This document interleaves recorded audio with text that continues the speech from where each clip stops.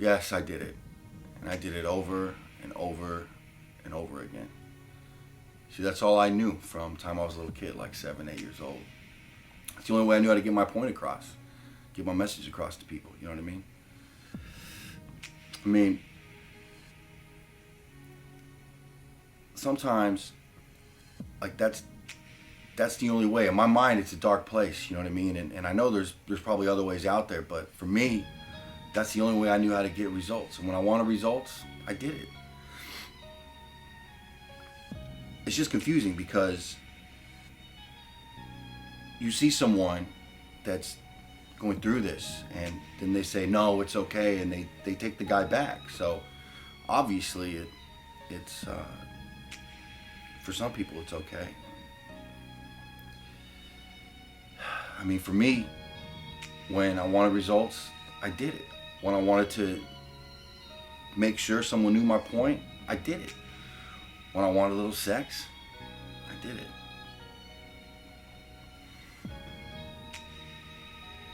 It's just,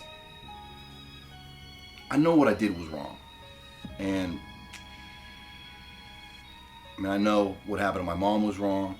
I know that what I did to my wife, the mother of my children, I knew that was wrong. I mean, fuck, I even did this to my own mother, and she never laid a hand on me except to give me a hug. But I still did it. I made her one of my victims.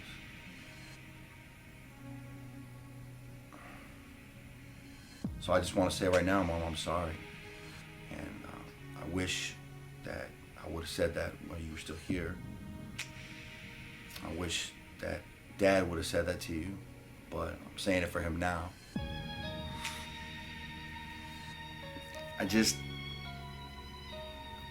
I realize it's never right to put your hands on anyone for any reason other than self-defense. But other than that, there's no reason. And I'm sorry that I did it.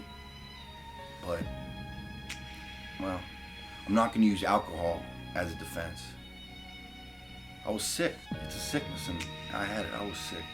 But today, I'm a counselor. I do this. I help people out who have gone through domestic violence, and I've dedicated my entire work week, every single week. That's all I do. I just work with people to help right the wrongs, or in their minds, really help them go fix this situation in their brain, help them recover from what they went through. I also help men that pull this crap on women. It's this unspeakable act. So I'm doing my best to right the wrongs I've done. Anyway, my name is Don. Thank you for listening. Hey y'all, how you doing? I'm so glad you're here. I've got something to tell you. Well, let me start off by saying I used to do it all the time.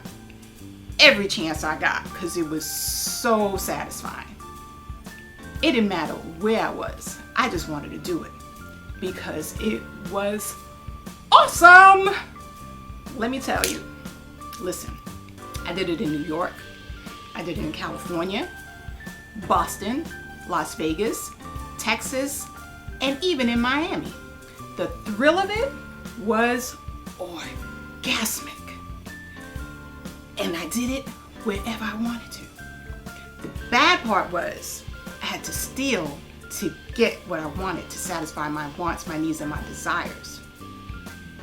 The good part was I got what I wanted, but I did it with my mom, my dad, my boyfriend, and my girlfriend.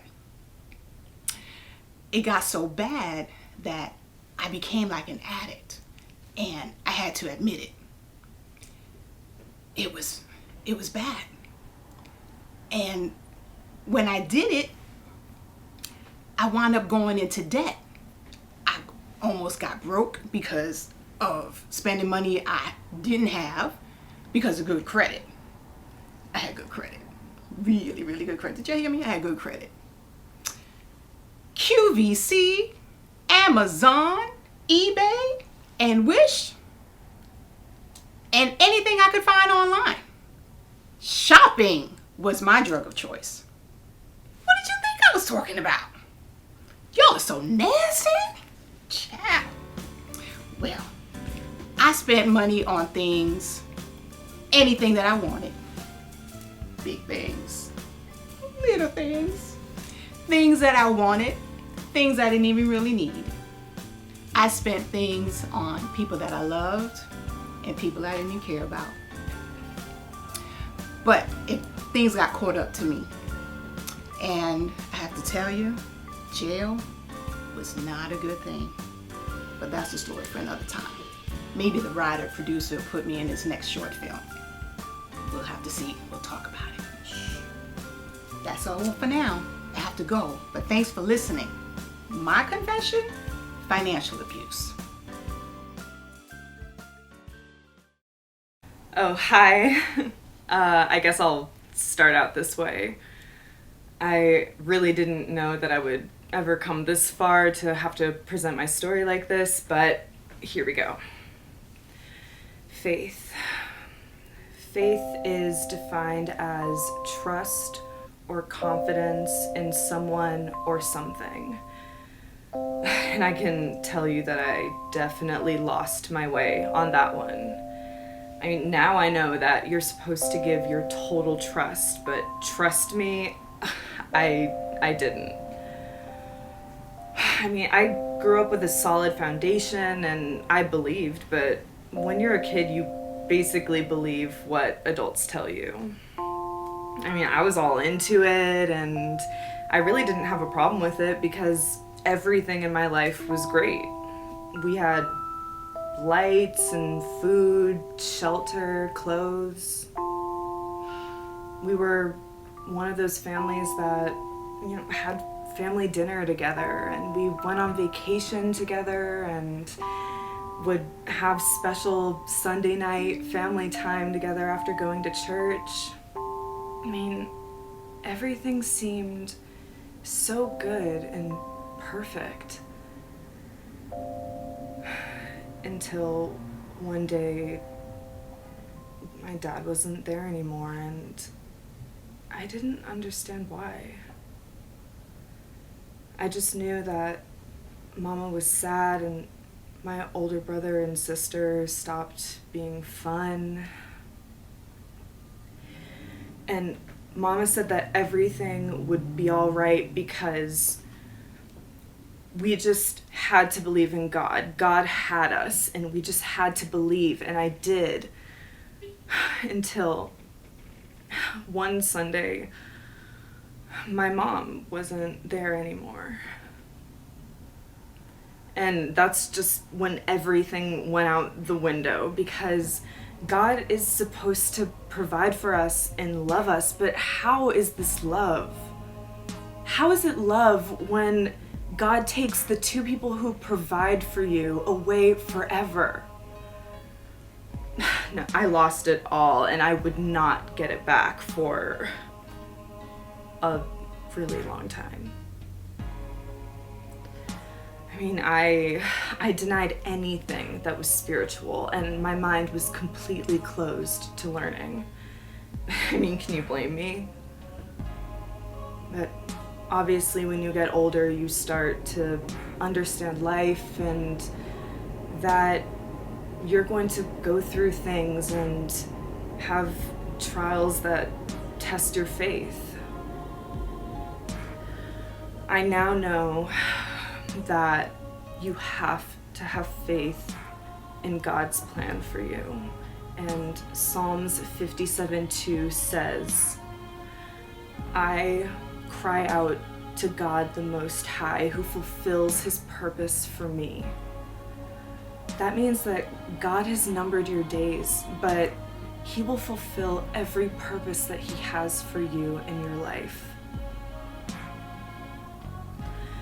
I now know that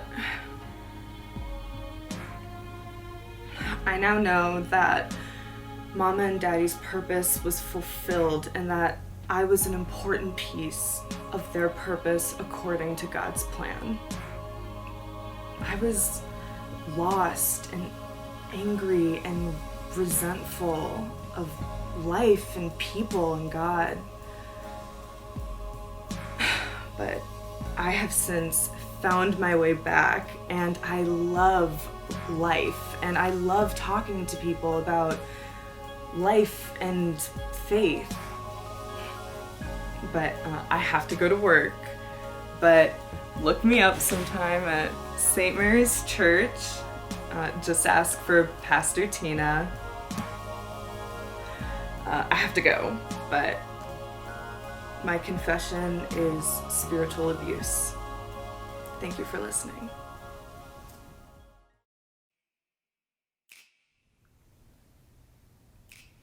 What can I say?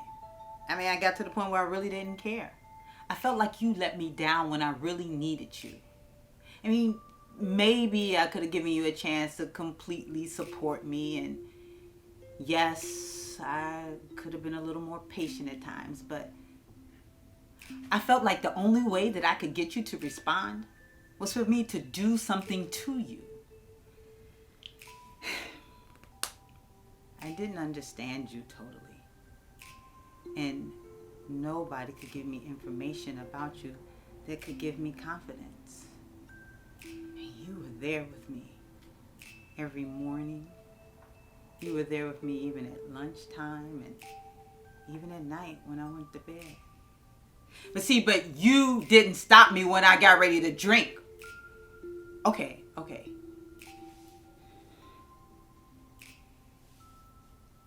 You did make me throw up a few times. And I guess that was a warning sign.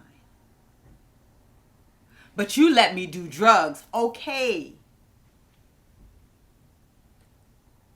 You were there with me when I had that overdose. So I guess that was a sign. And when I cut myself, I bled. And it hurt. So I guess that was a warning sign that I should have taken more seriously. I know, stress, no sleep, overeating, over drinking, sex partner after sex partner with no protection. I mean, but I felt like you failed me at times. I mean, look, no boobs, no butt. I mean, what kind of smile is this? It just made me feel like you failed me. I should have realized that it wasn't your fault. But I needed someone to blame, and you were the only one that was there and closest to me. I talked to you on a daily basis, and I never seemed to get a response.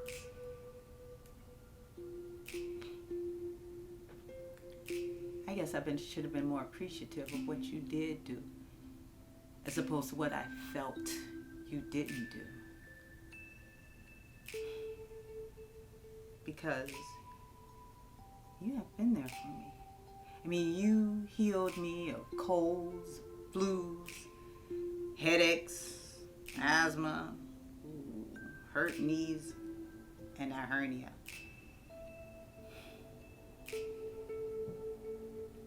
I should have been more appreciative. I should have been more respectful. I should have worked with you so that we could have grown up better together. But look, I am still here to talk with you because you have been there with me through life, mind, body, and soul. And I do believe that you have been there for me ever since I was a little girl. So I just want to tell you that I am so sorry. And I promise I will never abuse you again. I love you. Well, I gotta go. Thank you for listening. I'm Macy Rogers. My confession? Self-abuse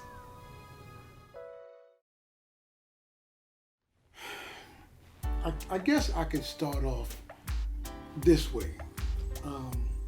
There was a time in my life that I was the only one that mattered in my world. That's just the way it was, you know. And I didn't respect my woman. It was all about me. Everything, all about me in my world, plain and simple, you know. And the crazy part about it was I had the most beautiful woman and caring woman in the world.